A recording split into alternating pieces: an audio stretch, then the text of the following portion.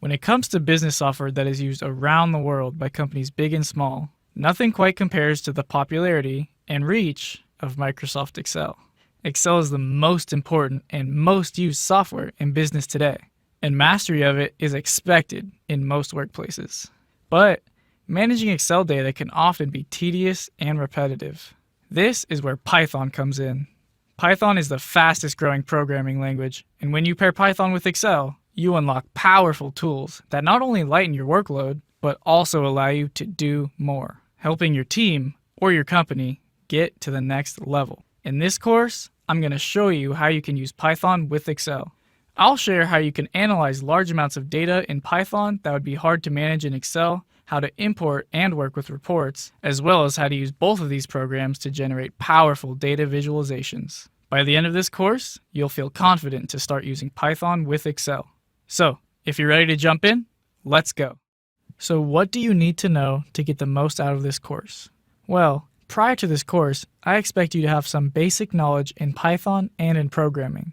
This is a basic to intermediate course, and we won't be going over how to create variables or indent.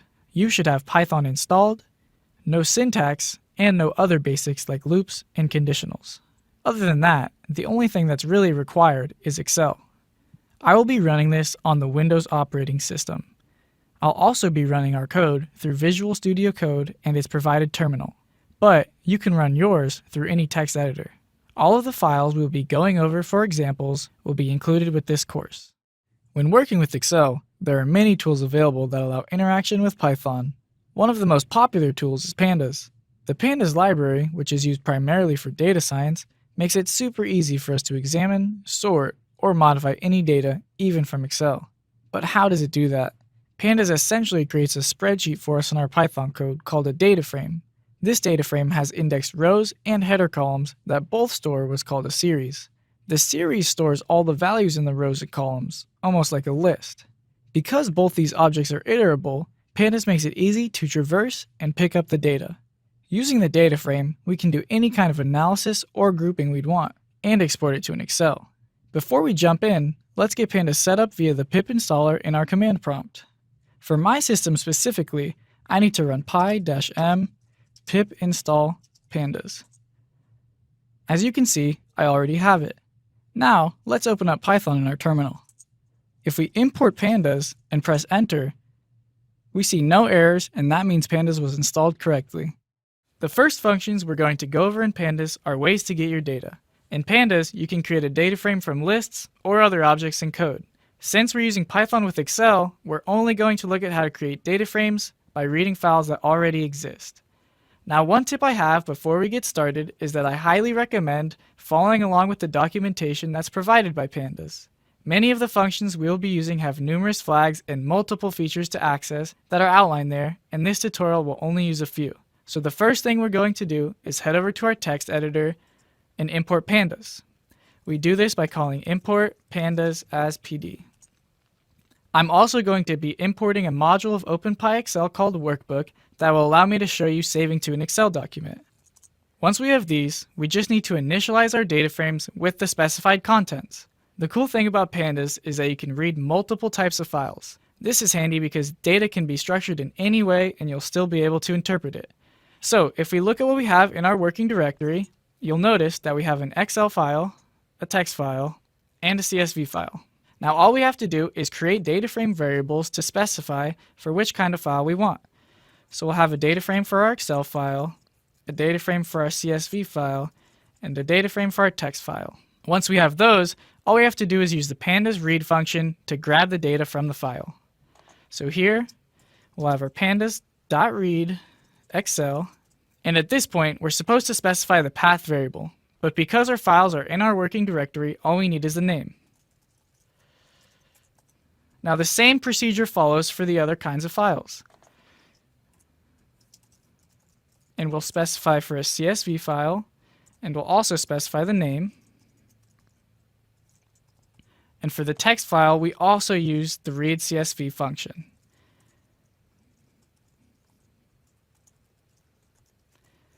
Now this is because there's essentially not too much of a difference between a CSV file and a text file except for some little formatting differences. So first, let's look at how pandas formats our Excel file. All we have to do is print this to console and run it. You'll notice that pandas uses indices for rows and headers for columns. In our case, our indices are integers and our headers are strings such as region, units, sales, and exports. We'll be able to change this later, but let's move on to the next one. Now we'll print out our text file.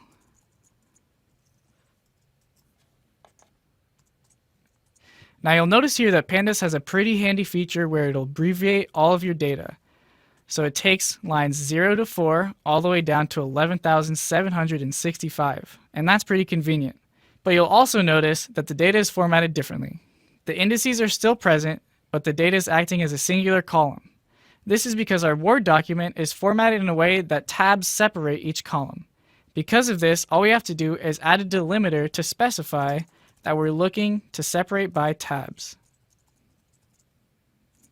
Now if we run this again, we should get a nice formatted output. And here we have our text file formatted into 3 separate columns like it's supposed to be. Now moving on to the CSV file.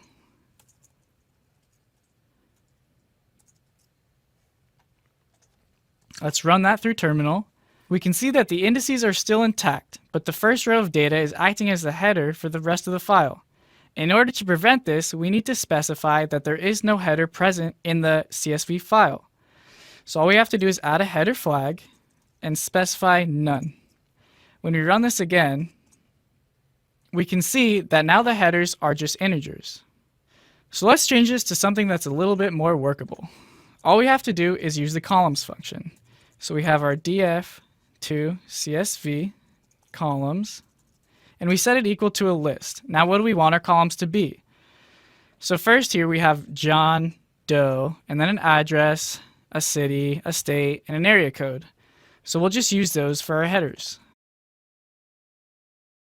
The first name, last name, address, city, state, and area code.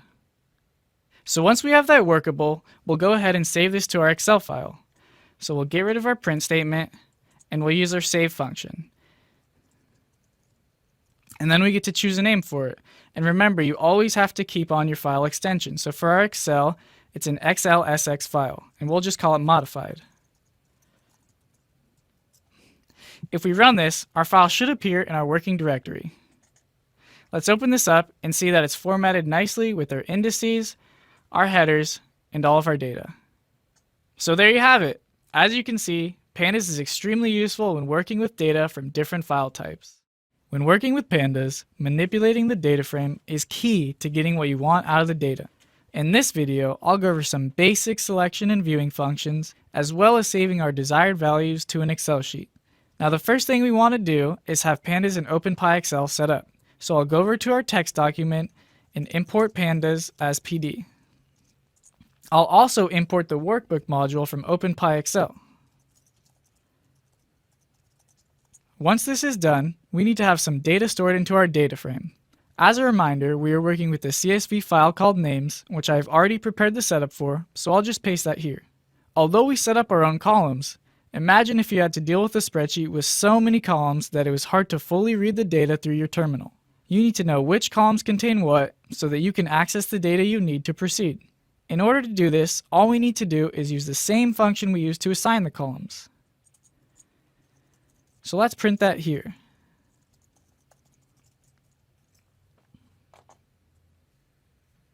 And this will show us a breakdown in list format for the data we're dealing with. Now that we know how our data is split up by column, let's say we want to view just one column. Pandas is a multi-row and multi-column data structure, but its functionality makes it easy for us to do this in one line with no iteration required. All we have to do is index by the column name. So let's say we want last name. Then we just take the last name index. And I'll clear this terminal for an easier view. As you can see, this prints out all the values in the last name column and their indices. If we wanted to access multiple columns data, we just pass it in as a list. So let's say we want the state and the area code. Then I'll clear my terminal and I'll run it again. Now you can see we have both the state and the area code and their appropriate indices. Now the only tricky thing to remember here is that we use double brackets because we're presenting the index of the data frame as a list of columns. Now, if we had a large set of data, we could only want to view certain values in a column. We can achieve this by slicing. So let's say we want to take the first name column and we only want the first 3 lines. Let me clear my terminal and run this again. As you can see, this gives us the first name column, but only the first 3 rows, and it's indexed from 0 to 2. Now that we have some column viewing functions down, we can deal with some row functionality. Because rows are indexed with integers automatically by pandas, we use these indices to locate them, specifically with the integer location function. So let's use that real quick. If we pass in the first index and print that to terminal, then we should see that the row printed corresponds to the index given at the iLocation. The iLocation function is also a very useful tool when iterating through a data frame, as you can increment the row repeatedly, although Pandas has some functionality for more efficient ways of gathering data rather than iteration. We can also use the iLocation function with 2 numbers or variables, and they correspond to a row column value or coordinate system. But first, let's print out our data frame to see what we want. Now, let's say we wanted to get the name Rapisi, the last name of John the man here. We recognize that indices are numbered starting at 0 and our headers are strings. However, when using the iLocation function, headers also correspond to integer values for their lengths, starting at 0. So, if we wanted to return Rapisi, we would use the indices 2 and 1. So let's use our iLocation function here and index 2 and 1. Now let's clear our terminal and run this. And there we have it. Now on a final note, we can combine any of these access and viewing functions for saving. So if you consistently wanted to grab certain rows or columns or even a specific location of an Excel file, you can pick them out of your data frame, store them, and save them. So let's create a new variable called our wanted values.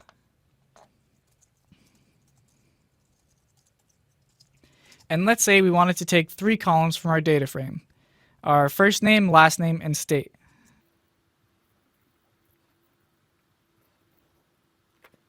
If these were the only values we wanted to extract from our data frame, then we could just save them to an Excel document with our save function.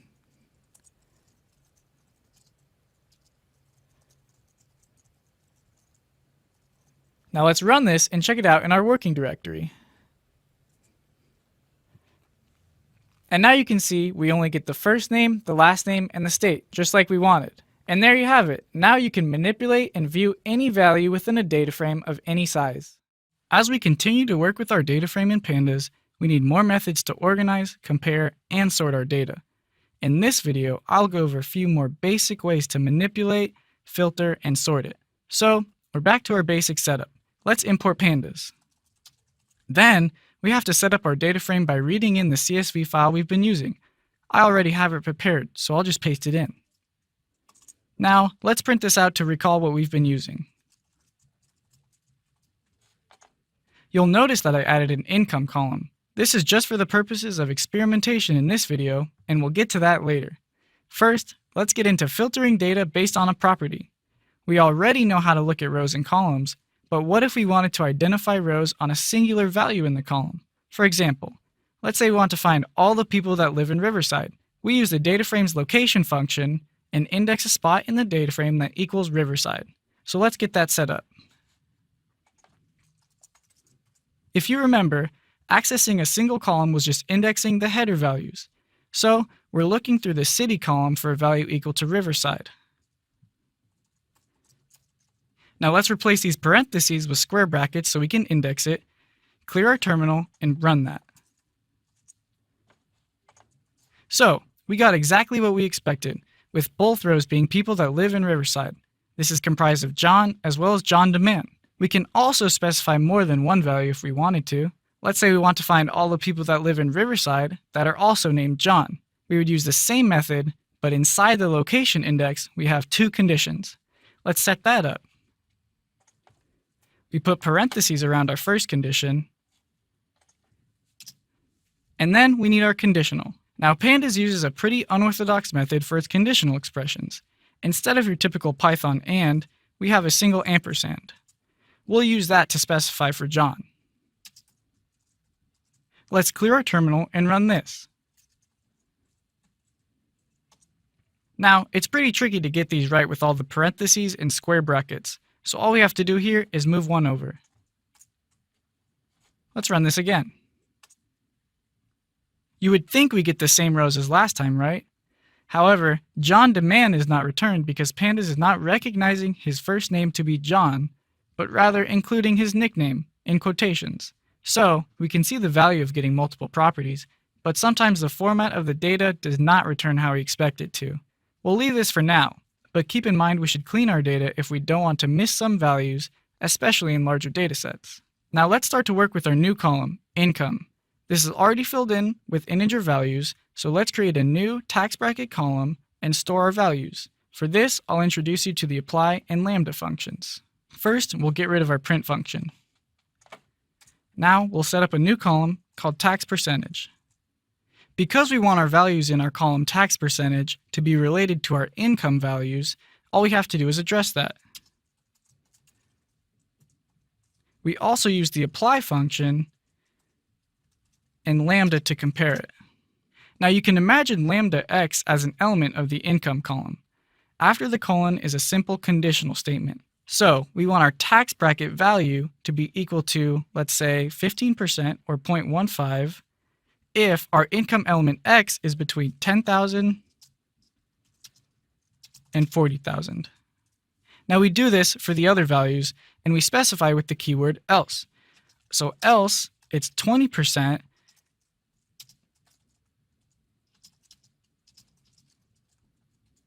and then again for 25%. Now that we have that done, let's check it out. So you can see that our tax percentage column was created and each holds the appropriate percentage based on the income row. Now we can create a new column based on some simple math. Let's say we want to see the total amount of taxes they're paying based on their income and percentage. Let's set up our new column. We set this column to be equal to all the elements of the income column multiplied times all the elements in the tax percentage column. So now let's print that. I'll clear my terminal and we'll run this. You can see that an entire column was created just based on multiplying values of another column. Now when you run math equations for the first time in code like this, especially with data science and large data sets, it's always important to check that your calculations are correct.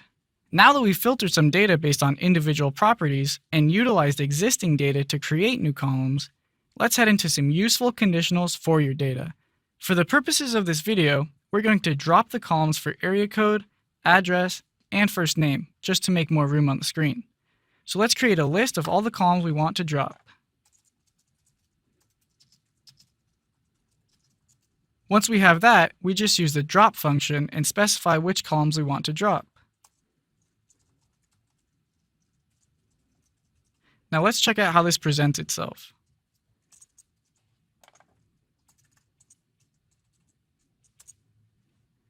Notice that all the columns we specified are completely gone. Now all we have is the last name, city, state, income, tax percentage, and taxes owed. And now that we've filtered some data based on individual properties and utilized existing data to create new columns, let's head into some useful conditionals for your data. Now, let's create another column and fill it in with false values. We'll just call this test column. Now let's say there is some value that you want to change based on another value within your dataset. So we'll check if the income is below 60,000 and change our false values to true. We do this by using the location function. And now we specified that we want to change it for the test column. So let's print this and check it out.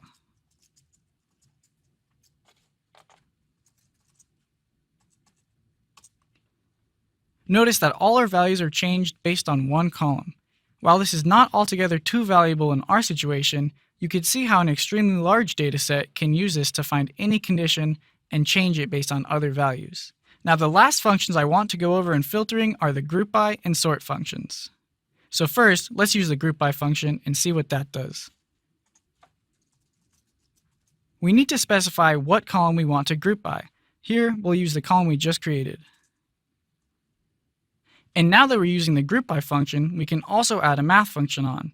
We'll use the mean function to calculate all the averages. As you can see, it groups by the 2 unique values in the test column. If we had more values, there would be more groupings. The mean function simply takes the average of all the data. So for all the columns that have false in the test column, then they have this average income, tax percentage, and taxes owed. It's also important to keep in mind the relevance of your data when working with data sets. In our case, if we didn't drop the area code and addresses, then this function would not work well with the values we had. The last function I want to go over is the sort function.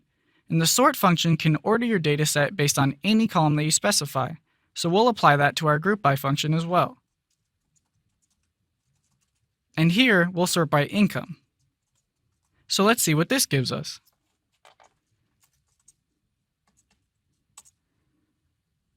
We can see that the column with the lowest income is first in the list. If we were to add the flag called ascending and set it equal to false, then the order would be switched. This will hold true for any columns you sort, whether it be alphabetical or numerical.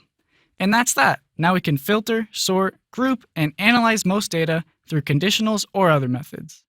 A common problem for data scientists, called the 80-20 problem, states that 80% of their time is spent reading, cleaning, and reorganizing data. Like in most samples of data, the larger the sample gets, the more irregularities occur. In this video, I'll be covering a few simple techniques for organizing and cleaning our data. So, let's get started and import pandas. We will also import numpy or numpy. This is included with pandas and provides many different features, but for now, we only need it to deal with the nan or not a number values. We'll also take the workbook module from openpyxl so that we can save to our Excel sheet. So let's go ahead and set up the data frame we've been using. I already have it prepared and I'll paste it here. The first step in cleaning our data is getting rid of unnecessary columns. In our case, we created these columns, but imagine if we had numerous columns and some didn't apply to anything we needed. We can simply drop them. First, we can create a variable called toDrop, but because we're only going to be dropping the addresses, we can go straight to the drop function. We can also pass in a list if we wanted to drop more than one column, but for now, we'll just drop addresses. Notice that the drop function, like most functions in pandas, has many flags. The in-place flag only confirms that we are applying the changes to the data frame's current instance, just so we don't have to write it equal to itself. As you follow along in the documentation, you should study up on what these flags can do for you. Now, we dropped the addresses, but we still want to be able to identify where people live specifically. In this case, we should make our indexing by area codes. Some people have the same area code, but in our case they're unique. It is more useful to use an identifier that is unique for each object. Imagine you had hundreds of thousands of library books, each having their own identification number. You could then search them and index your data just by these IDs. So let's set up our indexes for our area code. Note that if we use the inPlace function in our setIndex function, we wouldn't have to set the data frame equal to itself. So let's continue on and print the location of our area codes. This will return the row with the area code of 8074. So let's run this. As we expected, we get John Doe from Riverside, New Jersey. However, we can still index rows with the indices, like an array, with the iLocation function. And we get the same exact row. So, using an area code in a format like this allows us to use these unique identifiers to find people if we wanted to. Now for more cleaning purposes, let's take a look at everyone's first name. This is using a slice method. Because there is no number on the right side of the colon, it is taking the location of index 8074 to the end of the row. Now, let's clear our terminal and run this. Looking to the data, we see that some of the names contain nicknames in quotes. If you remember when we searched for all Johns who lived in Riverside, we only got one of the two. So, we need to somehow read everyone's first name and use a string function to split it by spaces. In order to do this, we need to access the first name column, call each object to its string value, and split it.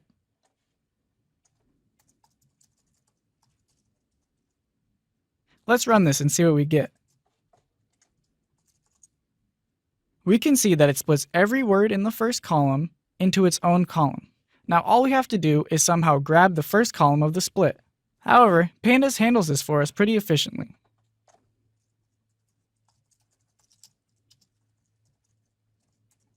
Now let's print this and see what we get. We can see that the data frame only uses the first column of the split as the first name. Pretty easy, right? The last thing we have to deal with is the inaddressable nan value. All we have to do is locate the nan value with numpy and replace it with a string that we can easily identify. So let's use the dataframe's replace function, search for numpy's nan value, and replace it with our own string.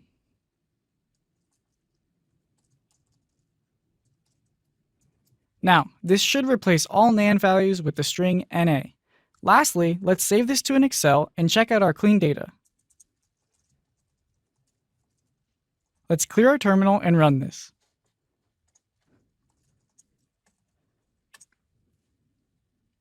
Now we can head over to our working directory and open up our new modified document.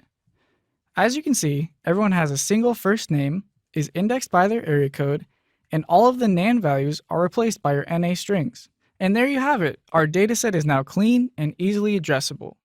If you've ever found yourself stuck with the boring task of constantly reading over spreadsheets for certain data, copying and pasting to new Excel documents, or just trying to make your data look good, then openpyxl is the library for you. openpyxl is a package in Python that allows our code to interact directly with Excel documents. With openpyxl, we gain the freedom to manipulate not just the data in the spreadsheet, but the properties of the spreadsheet itself. It does this by storing an Excel workbook, as well as the worksheets, as objects that we can alter with our code. openpyxl is the most used module for dealing specifically with Excel, as it allows us to do anything from styling sheets to parsing data or creating graphs. Before we get started, we need to make sure that openpyxl is installed through our command prompt. Running the pip install command, we see that I already have it. Next, let's open up our Python module. When we import openpyxl and press enter, if no errors appear, then we've installed successfully. Because Excel is so widely used across almost every industry, there are many tools to choose from when working with Python. openpyxl is a great all-around choice in that it supports functionality for almost everything Excel. So, let's jump into our text editor and get started with a small introduction to workbooks. Let's import what we're working with in this video, a workbook module and a load workbook module.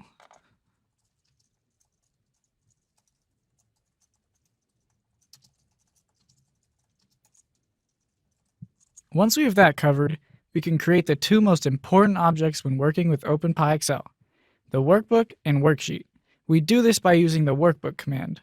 We'll create a new variable, wb for workbook, and set it equal to workbook. All this does is initialize a new workbook object for us to work with. Once we have that, we'll set up our worksheet.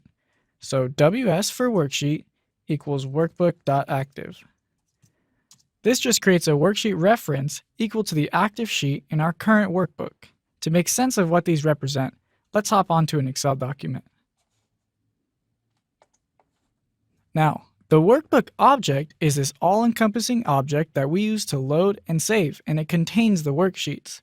You can see the different sheets down in the bottom left corner. Here we have sheet 1, and we can add a new one called sheet 2. The worksheet is where we access all of our data, our rows, columns, or specific cells. For now, I'll show you to create new worksheets, so let's head back to our Python document. We can create new worksheets to add multiple pages of data. We do this by calling the createSheet function on our workbook object. So we'll make two new sheets, worksheet 1 and worksheet 2. Then we just set them equal to our createSheet function on workbook. And now we have to give it a name. We'll just call this new sheet. We'll do the same process for the second worksheet. and call this another, but we'll add a 0 at the end. All this does is count as an index, so in the order of our worksheets, this one appears before everything else. Now, on our workbook, we have 2 more worksheets that we can work in between and add data to. The next step is altering the title of our current worksheet. We can do this by using the title function. Now that this is customized, let's print out our sheet names property of the workbook. And we'll run that through terminal.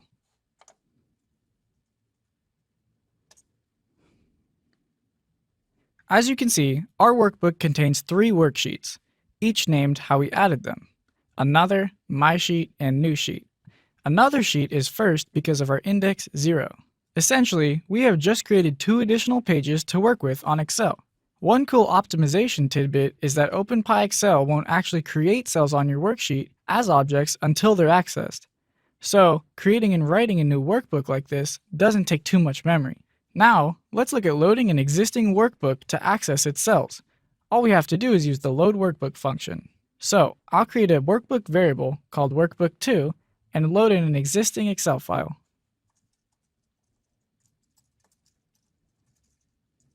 I'll also add a new worksheet to this workbook, like we did for the last workbook, but this time using the workbook2 variable.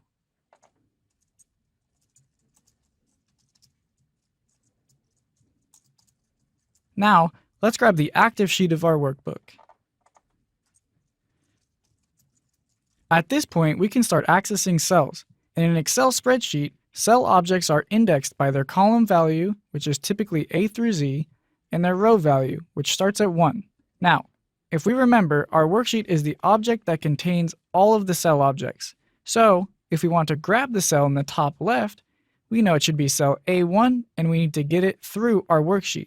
openpyxl makes it easy to access this by using the column and row name like an index. So, let's create a cell variable just to store it and set it equal to our active sheet indexed at A1. Now that we have our cell, let's print it through terminal and see what we get.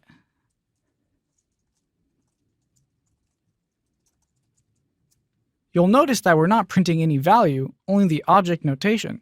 We get a cell object in sheet 1 at the spot A1. Now, this is pretty handy because we can store cells as an object, and openpyxl has many properties of cells that we can access. For now though, we only want to focus on the value inside the cell. So let's print that. We see that region is printed, so the cell at A1 must contain a string value for region. Now let's say we wanted to change the value of that cell. We only need to index the location again and set it equal to any value.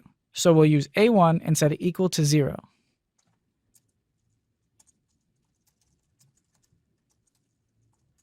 Now that that's done, we'll save the workbook with the simple save function and check it out.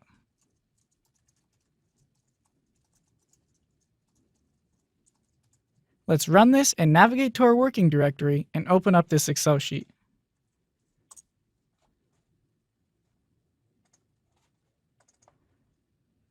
We can see that our A1 column has the value 0, and now we can create our own workbooks, worksheets, and pick specific cells and modify them. When working within an Excel document, accessing your values and navigating through the spreadsheet is one of the most used and basic tools. In this video, I'll go over how to navigate your data so that working with Excel and openpyxl is as easy as possible. To get started, let's import our workbook and load workbook functions from openpyxl.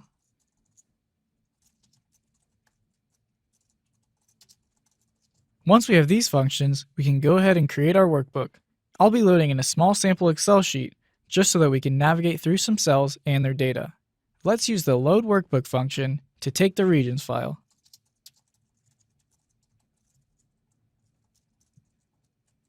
Next, we have to grab our active worksheet so we can access the cells there.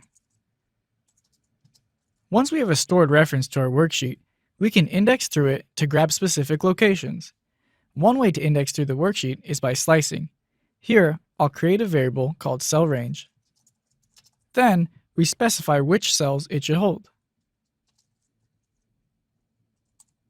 Remember that all cells in Excel can be accessed as string values of a column and a row. So now, cell range holds all the cells from column A, row 1, to column C, row 1. Let's print this out and see how it's formatted.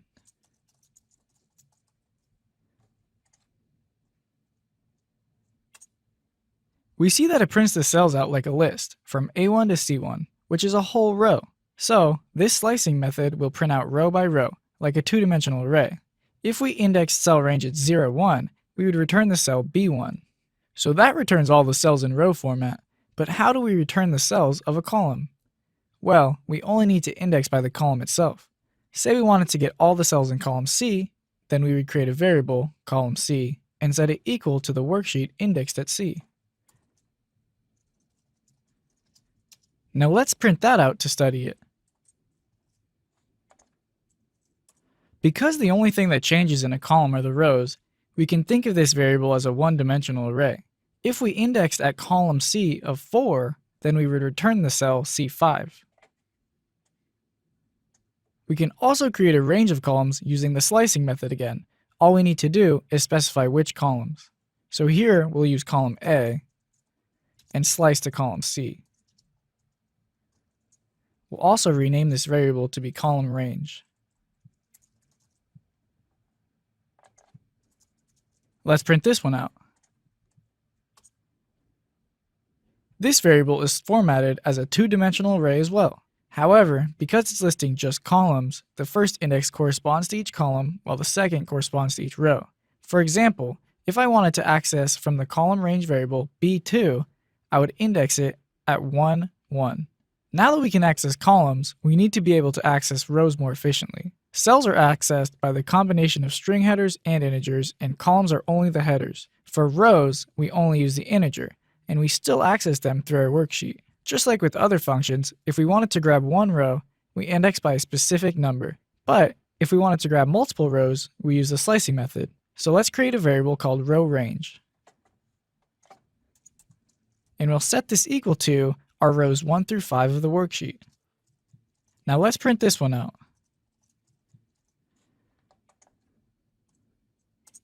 Just like the column range, this one acts as a two-dimensional array storage. However, this time, the first index acts as the row index, and the second acts as the column. For example, if I wanted to access B1 this time, I would index it at 0, 1.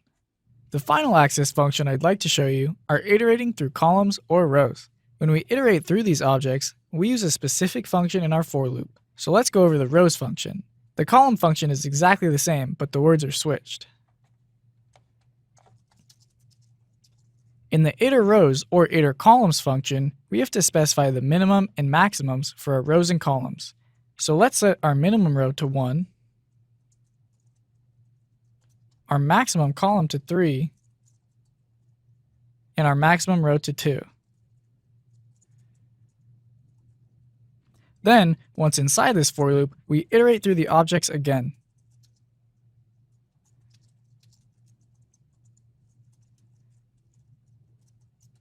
Now you'll notice we should be printing the cells from a minimum row of 1, a minimum column of 1, to a maximum row of 2, and a maximum column of 3. Now let's print out these cells. I'll clear the terminal first. You'll notice that our minimum row 1 corresponds to the first row, and our max row corresponds just to the second. So you see, we only have A1 to C2. Our maximum column equals 3 puts us all the way to C. Now, we can also specify a flag in this iteration function. We'll specify values only to be equal to true. Now, if we run this again, we should see all the values of these cells. As you can see, the values for the cells were all printed to terminal rather than just the object notation we had previously. And there you have it. We can now access any point of an Excel spreadsheet that we want. When presenting large sets of data to others, it is important to format it in such a way that's readable and understandable. If you want to create an Excel that's highly stylized, appealing, and professional, then openpyxl provides the perfect formatting tools. In this video, I will go over the basic merge and unmerge functions, as well as editing cell styles and creating your own named style. The first step to achieving a highly stylized spreadsheet is importing what you need. Many of these style functions require their own import, and it's a lot to write, so I'll just paste it here. We are also going to need to import the basic workbook functions. The next step is creating our workbook and getting our active worksheet.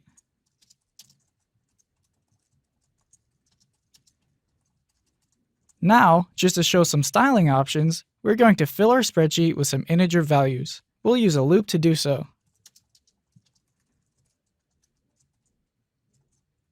Once we have that, we can access some cells to modify. Our basic merge functions are set up exactly how you think they should be.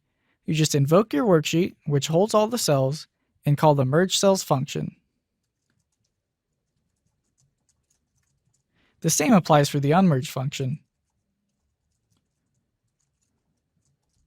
Of course, you need to specify the range of cells you want to merge. Let's use A1 to B5 as an example. We simply pass in the slice to the merge functions. You can also use these functions with a different notation, so that it's more easily accessible to merge with variables. You simply pass in the start row and column, as well as the end row and column.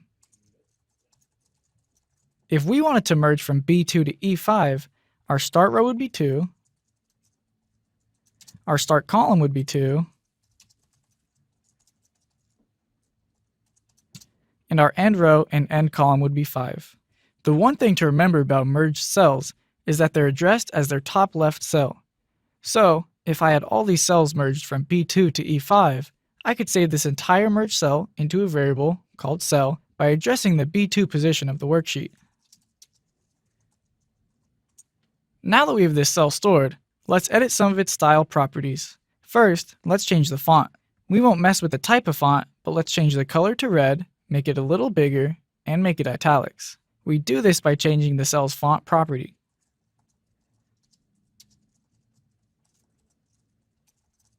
Now that we know what the text is going to look like, let's change the actual value.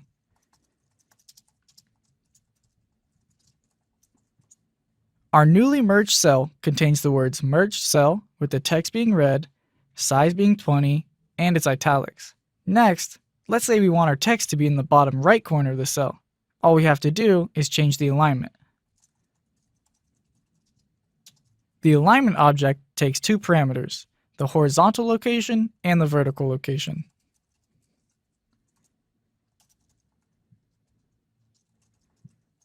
Now let's make the background of the cell a nice, smooth transition from black to white. To accomplish this, we use the cell's fill property. However, we have to use one of the two fill functions we imported. If we wanted a solid color fill, we could use pattern fill, but in order to achieve a nice transition, let's use gradient fill. For gradient fill, we have to specify the color we stop at and the color we start at. In openpyxl and in Excel documents, colors are encoded in hexadecimal in RRGGBB format.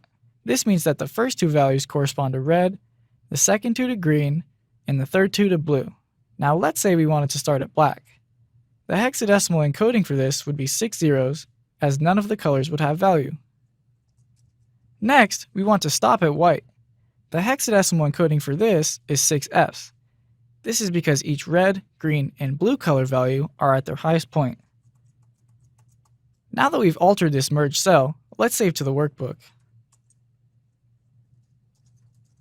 Now we can quickly run this through our terminal. Let's navigate to our working directory and check it out. As you can see, all of the changes we specified are laid out. Now it's definitely not the prettiest setup, but in terms of creating templates and layouts for Excel, openpyxl can get the job done. Now let's head back to our Python script and check out named styles. Named styles are objects we can create that store style so that we can use it multiple times instead of having to type all that out like we did for our merged cell.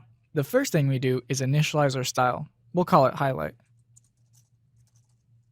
We set this equal to a named style with the name highlight. Now that this is initialized, we need to change the properties. First, let's set the font to be bold. Now, in typical highlight fashion, we need to darken the borders and change the fill color. To create thicker borders, we need to create a variable to hold the style of a side. We'll make this side have a thick style and be black in color.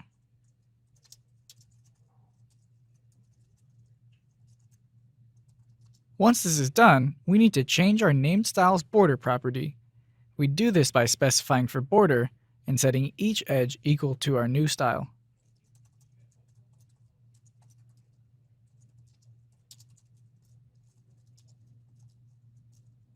Now that the border is taken care of, all we need to do is fill the cell with a solid yellow color. Instead of using gradient fill, we'll use pattern fill.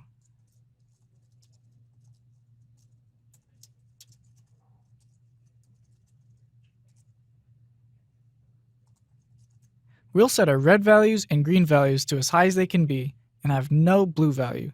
This will give us a nice yellow.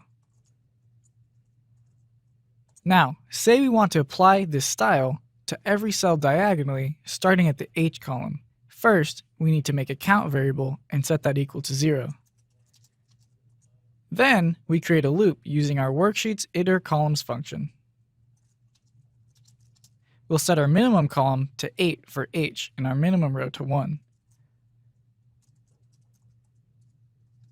We'll also set our maximums so that it doesn't get out of hand.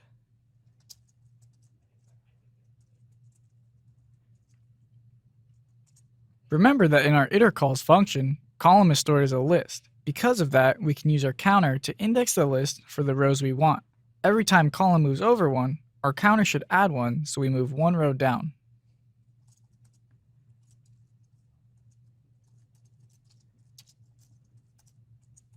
Now, let's save this workbook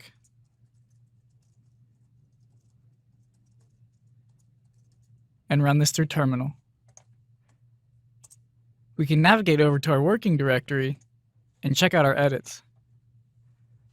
As you can see, our highlighted style was applied for all the cells we intended, starting at H and going only diagonal.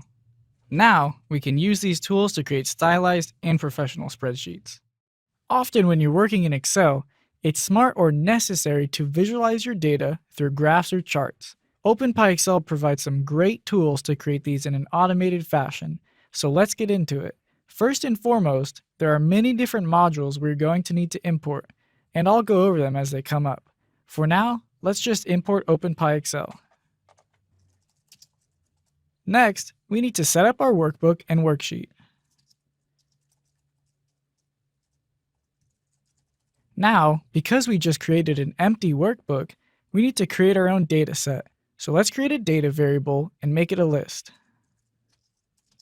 For now, we'll use some data that's easy to visualize. I'll use ice cream flavors and the amount in dollars sold. So, each list within the data list corresponds to a column. First, we'll make our header row. Now, we'll fill in our flavors and the total amount they've sold for. We'll start off with vanilla. Next, we'll add chocolate, then strawberry,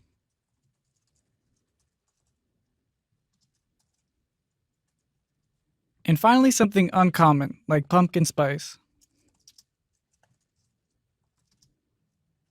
Once we have our data formatted into rows and columns, openpyxl will handle the formatting for us when we transfer it to Excel.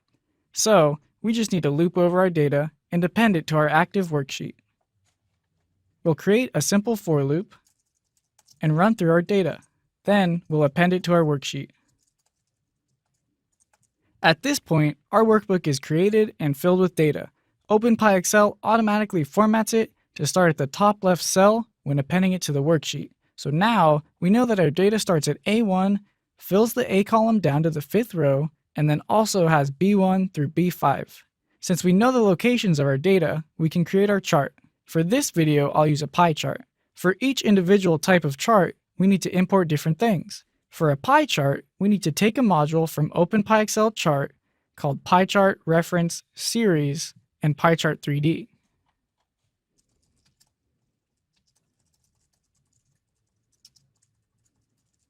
Now that we have that, we can go ahead and create our chart variable. At this point, we need to inform Excel how to use the data we have and map it to the chart. So, we have two different sections of data. We have labels and numerical data. Let's create some variables to store these. We'll just call them labels and data. Both of these use what's called a reference to look at locations for the data we want to store. we need to specify a minimum and maximum column and row, and they'll take all the data in between. So we pass that through the worksheet, and the labels start at the first column, second row, and they go all the way to the fifth row. We don't need to specify a maximum column because it is the same column as the minimum. Our sales data is being held in the second column, starts at the first row, and goes down to the fifth. Once we have these referenced, we just need to add them to our chart using some inbuilt functions, add data, and set categories. So we'll use our chart variable again.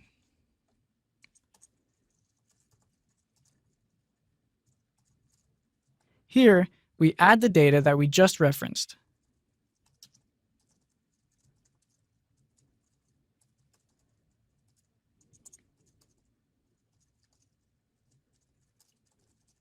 In set categories, all we do is add the labels.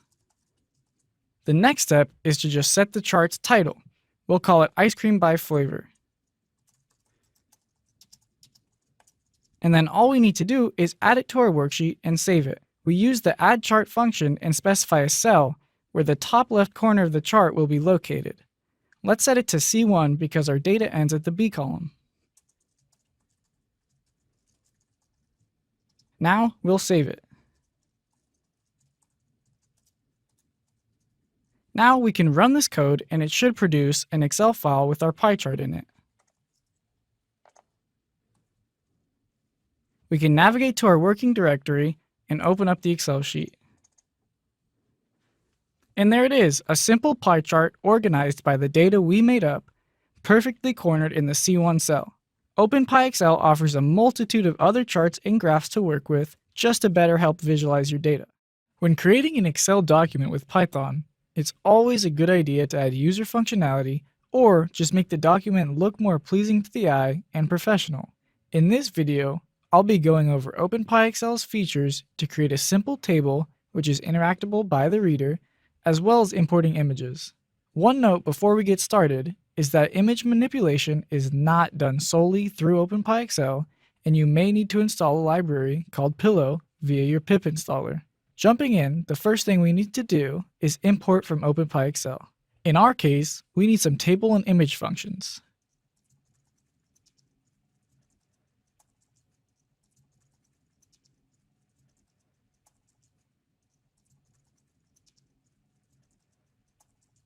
The next basic setup is to create our workbook and worksheet. Because I'll be loading in an Excel sheet that we already created, we also need to import our load workbook function. Now we can continue on to loading in our workbook. We also need to create our active worksheet. Now let's open our Excel document to see how our data is formatted. We can see that our data is located from A1 to B5. So let's keep this in mind as we create our table object. We'll set up a variable called tab and set it equal to a table object with the display name of table1. Next, we have to reference our data, and we know our data is stored from A1 to B5. Now that the table knows what it's called and where to find the data, it needs to know how to format itself. From here, we use the table's style information.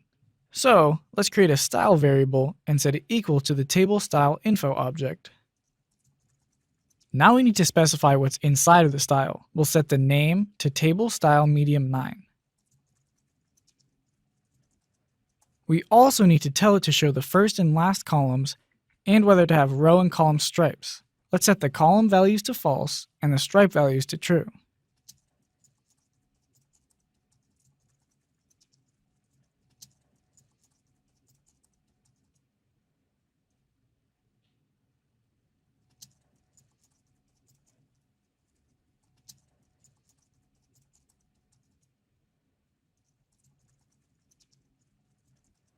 Once our style is done, we have all we need to create a table. So we'll just set the table style info property to the style we just made.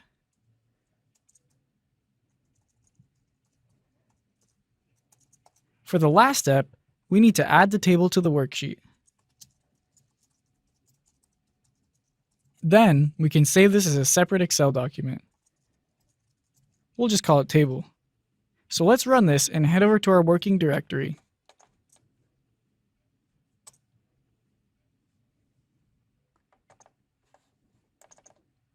Now we can see that our data is formatted into a table. The rows and columns are shaded and striped, and the two header columns have this drop-down box to make it reader interactable. This is extremely helpful when creating tables of large amounts of data, because as you can see, you can filter, sort, and select different values within the table. So let's head back to our Python document and talk about inserting images.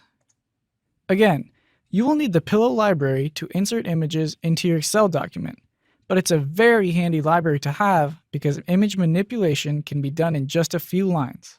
First, we want to have our image file in our working directory. If we don't, then we have to specify a path. Next, we create an image variable. We'll just call it img and set it equal to the image object.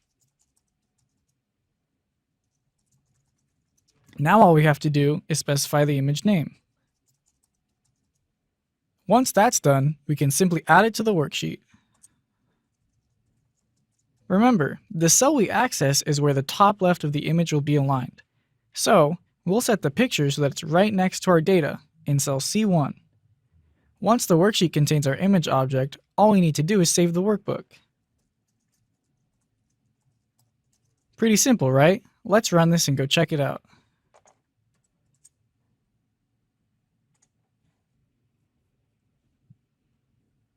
Now we can see that our picture is saved right next to our table. But let's say we were putting this as a logo somewhere and it was way too big. The image object allows us to access some of its properties, including width and height. So, going back to our Python script, before we add it to our worksheet, let's edit it. All we need to do is set the width and height. For example, if I wanted the image to be a quarter of its current size, then all we have to do is multiply its dimensions by 0.25. So let's do that real quick, utilizing the image's properties.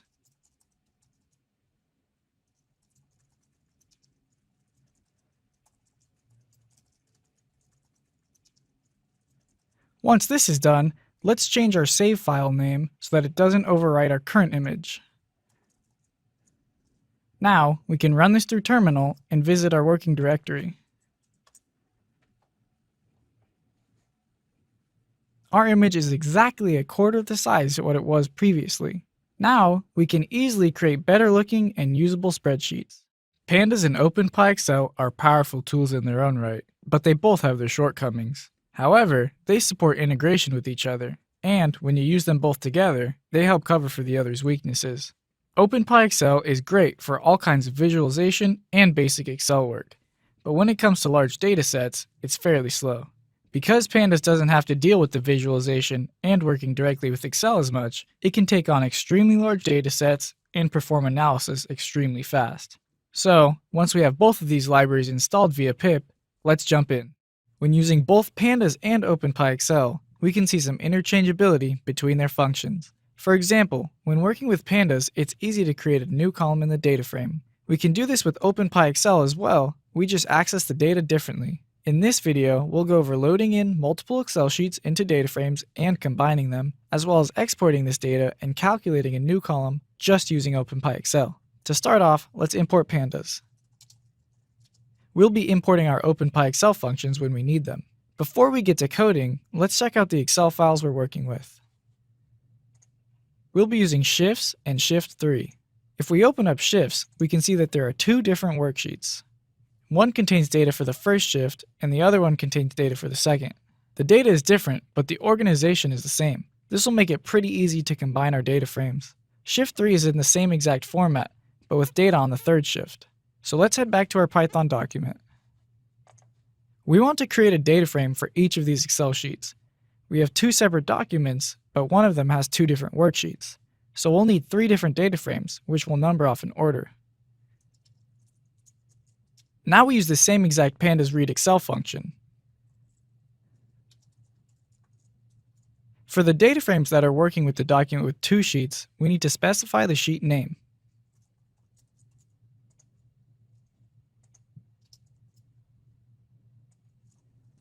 Once we have all 3 sheets set up, we need to use the pandas concatenation function. This will combine all the data frames as long as they have the same header columns. To use the concat function, we'll create a new data frame and pass in all the data frames as a list. We'll also make sure to set stored equal to false so that our columns stay in the same order. Now let's print the full data frame. If we look at the shift number, we can tell that our data has been added together. However, the indices are ordered like they were in the previous data frames. We can tell because our last lines of data, which have shift 3, only go up to index 98, but our data frame dimensions show that we have 298 rows. That means that our data frame indices are no longer unique. So let's print out row 50. Now you can see we get all the rows indexed at 50, and they're all from different shifts. Even though the indices are repeated, this is still an extremely useful method of analyzing similarly formatted reports over time.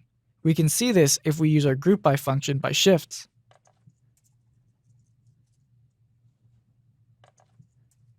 So let's print this out. Now we can analyze the production of each shift if we wanted to. So let's go ahead and save our full data frame to an Excel document. We'll also be getting rid of the indices.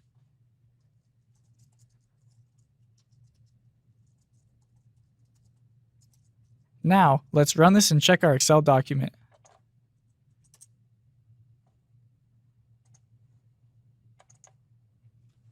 You can see that all the shift's data is stored. At this point, let's say we want to add a new column called total, indicating the amount of money each sales representative has made. We can do this by using openpyxl.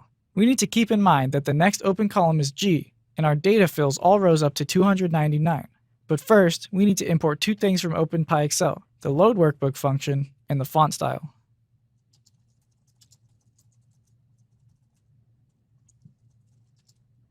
Now let's set up our workbook and active worksheet. We'll load in the workbook that we just saved our data frame to.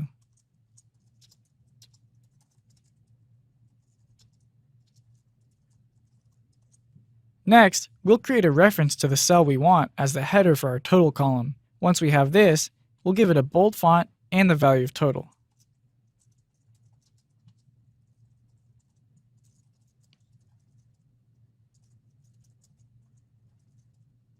The final step is filling in the total column with our total values based on the information in the other columns. We know that our cost per unit is in row E and the number of units sold is in row F. So let's create two variables to store the strings for the columns. Next, we'll create a for loop to iterate through all the rows in these columns. Remember that our final row in our data is 299, so we'll set the range from 2 to 300. We don't want to include the first row because those are our header values. Once we have our loop, we need to grab our result cell. That would be all the cells in the G column as we iterate. We can store that using Python's string format functions. We also need to grab the cell values from the other columns that we stored. We'll create new variables to store their values. We'll call them eValue and fValue. This time, we'll index our worksheet by our eColumn string value and a string cast to the row value.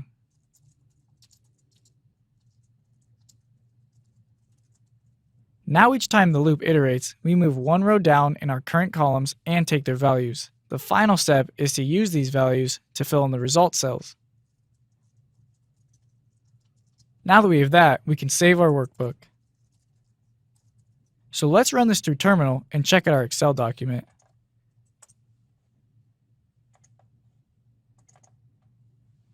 We can see that a new total column was created and filled out with our desired values. Now, you can read multiple Excel files and operate on them using openpyxl. Often when working with Excel, we use both pandas and openpyxl. We use pandas to read in from file, perform some analysis or statistics, and then export it to Excel. However, sometimes we can't just use the pandas built-in Excel writer as it overwrites a save file, or we want to place where our data begins. This is where openpyxl comes in. So let's get started and import pandas. We also need to import our load workbook function from openpyxl. The last thing we need is another openpyxl module called dataframe to rows. This will allow us to convert our data frame into a format that's usable by openpyxl. Once we have all this, we can get set up with our workbook and worksheet. We're going to load in a pre-existing Excel file called regions.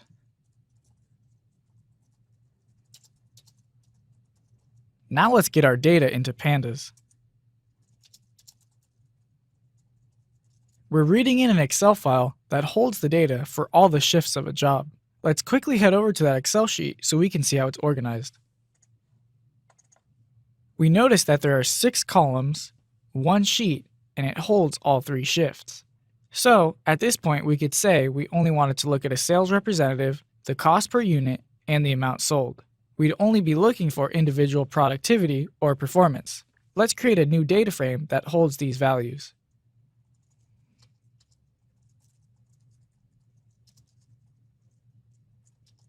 Once we have that, we can perform any kind of analysis we want.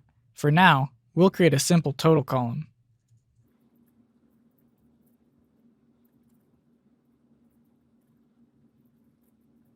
Now let's look at our data frame to make sure it has the values that we want. We can see that it has all 4 columns: sales rep, cost per, units sold, and total.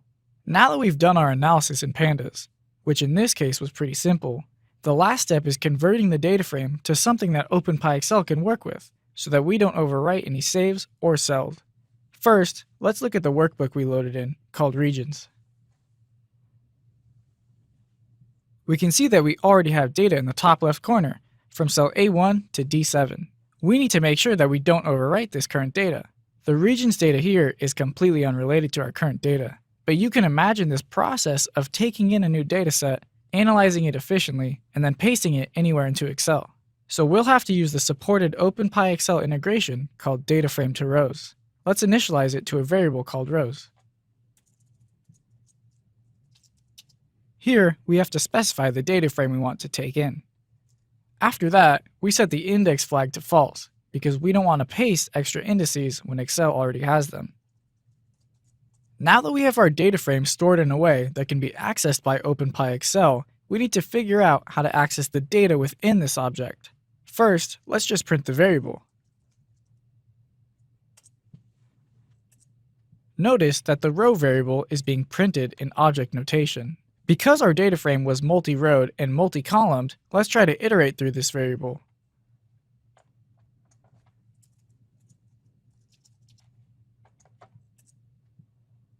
When we run this, we can see that all data is printed in a row format with the values in lists. For our purposes, we want to access the individual data of these rows so that we can set them equal to a cell value in Excel. To try and get this data, let's use a nested for loop.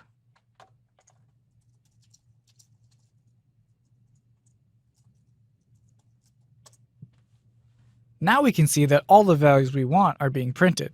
So how do we get these values into our Excel sheet? Well, we'll use the worksheet cell function where we can set the value based on a row and column index, and enumerate in our for loops.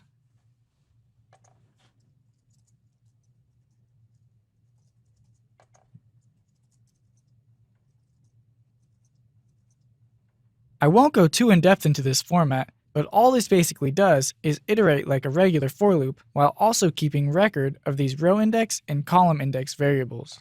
Now we need to make use of them, so let's use our worksheet cell function.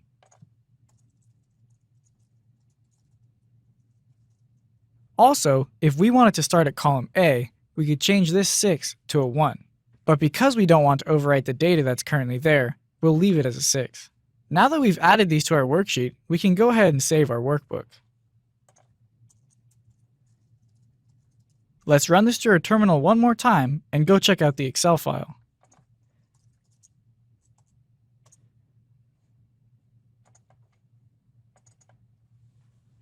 We can see that our original data is still present, and our new data with the new column is added 1 column over.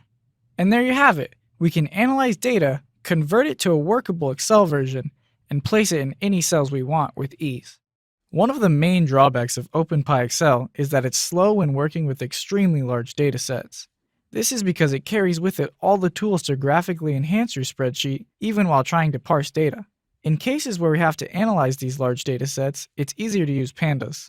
In this video, we'll be looking at handling large datasets, trimming them down to our desired values, and then printing them to a template. First things first, we have to import our libraries. We need our data frame from pandas, our load workbook function from openpyxl, our data frame to rows function to convert between the libraries, and numpy or numpy to clean some of our data.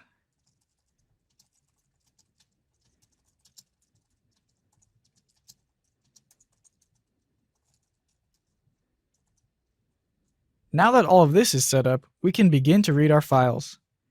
Before we do that, let's check out our spreadsheets to see what we're working with. Our data frame will be reading in the crime CSV.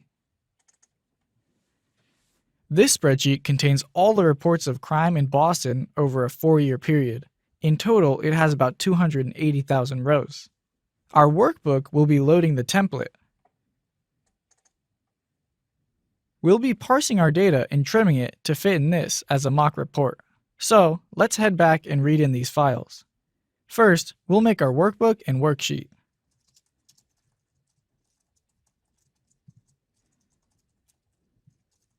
Next, we'll create our data frame. Because our data frame is reading a file so large, we need to add a few flags. We'll be adding an encoding flag so that it knows what encoding to read from, as well as some casting to the data type of the file. It's a lot of writing and I already have it prepared, so I'll just paste that in. When handling large files like this crime spreadsheet, data type casting is almost always necessary. The reason for this is to conserve memory. When initially reading the file, pandas tries to guess what type of object, say an integer or a string, that each column should be cast to based on the values in it. But since we specified all the data types already, pandas doesn't have to worry about that when reading our file. In our case, I made everything a string. Next up, we have to trim our data. If we were working on a report for a specific crime, then we could search for an offense code. Let's use counterfeiting.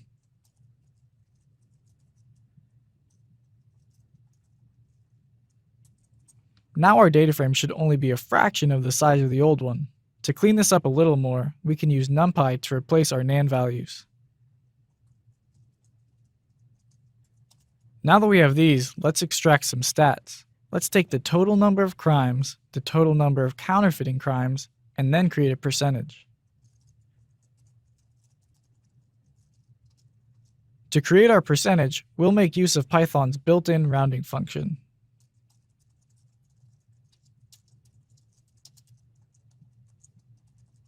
If you can remember from the template, there were slots to put our total crimes, number of counterfeiting crimes, and our percentage. So let's just fill those in now.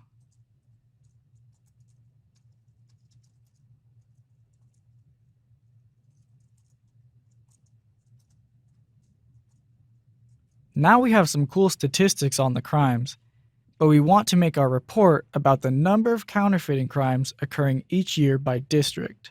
Since we want to measure this number, let's create a count column. Now that every occurrence of a crime has a number value, we can count them with the count function. We should also use group by as we want to see it by district and year.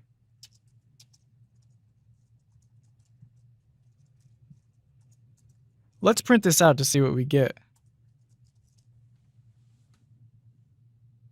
While the counts are grouped by district and year, it's not very pretty. The year values just repeat over and over for each district. We want something that will make our year values almost like indices. For that, we can add on the unstack function. Now let's check this out. Our data is in a much nicer format. The only problem we have left is the NA column. Because numpy changed our nan values to the string NA, we can simply use the data frame's drop function to get rid of this column.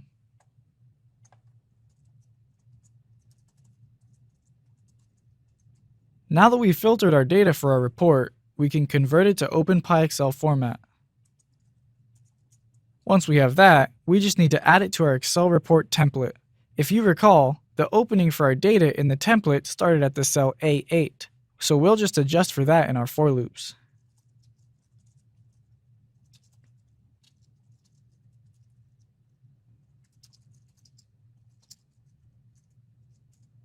The last step in this process is saving to the workbook.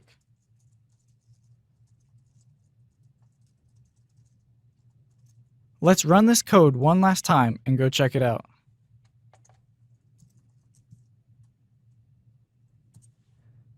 Oh, and it looks like I forgot an S here.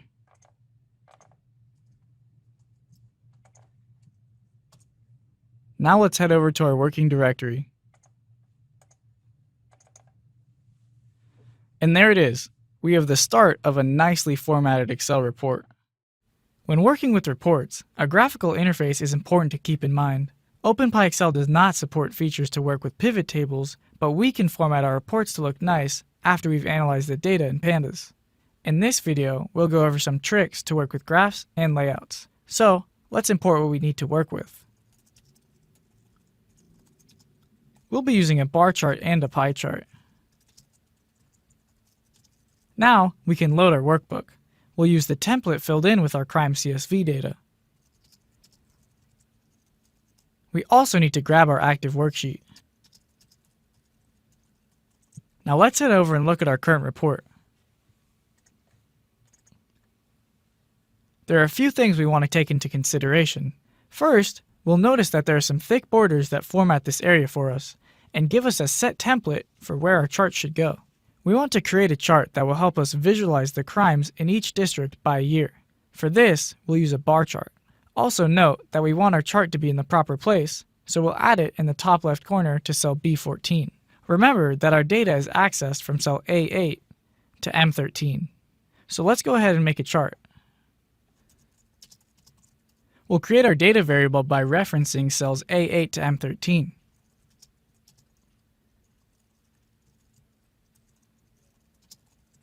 Next, we just have to add our data to the chart. Then, we'll add our chart to our worksheet at cell B14. Finally, we'll save this and run our code. So let's go check it out. Now we can see that our graph is not looking exactly how we wanted. First of all, there's no title. Also, the key is by district rather than year, which makes way too many bars to look over, especially if we wanted to identify a single district. In addition, there's an entire extra and empty section of the chart. We need to fix all these chart formatting problems, as well as resize the chart to cover the area we want it to. But first, let's see how Excel would recommend making the chart. So, let's delete our current chart, highlight all of our data, head over to Insert, Recommended Charts, and open the first one. We can see that this chart is much cleaner and closer to our objective. The districts are laid out cleanly and the years are the bars. However, we do have an extra year value in the key that we'd want to get rid of. So, just for learning's sake, let's see how Excel set this up. The data ranges from cell A8 through M13, but that's how we had it set up last time. So, if we go to Edit, you'll notice that the series name is Year at the year cell A9, and the series values are empty from B9 to M9. So, we know that this is coming from rows instead of columns. Next, let's edit the districts. We can see that it calls them axis labels, so we just need to add them as labels. Let's make the edits for our graph. We'll make the data variable have the minimum row 10, so that we exclude just the year, and then take in the rest of the values of the districts. Then, we'll make a labels variable. Then, we'll make a labels variable to reference all the districts so that they're not in the data set.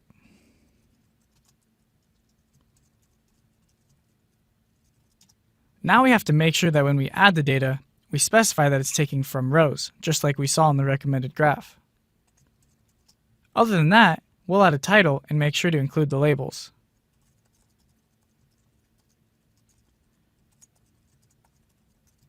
The last part is figuring out the height.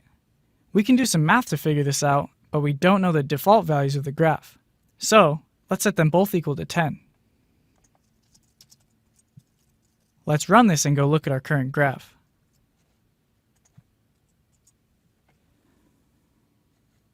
We can see that the graph is almost 6 cells wide.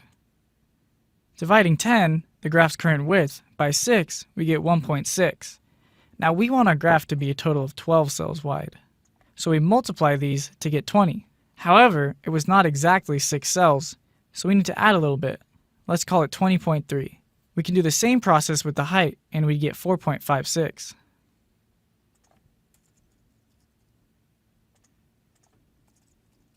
Now, we'll add a pie chart. This pie chart will represent our totals columns. Our labels were in O7 to P7 with our data in O8 to P8. We have to take these from rows, just like in the previous bar chart, but the process is still the same.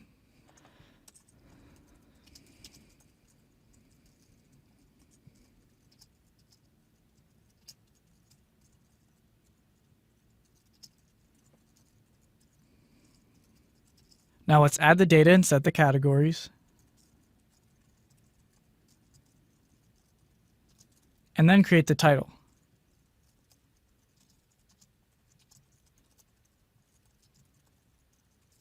Finally, we need to set the width and the height. Now because both charts are between the same horizontal lines, the height is the same. Next, if we do the same math steps, we'll find that the width is 8.45. Now, we'll add the chart to the worksheet. Now, we can save this and run it one last time.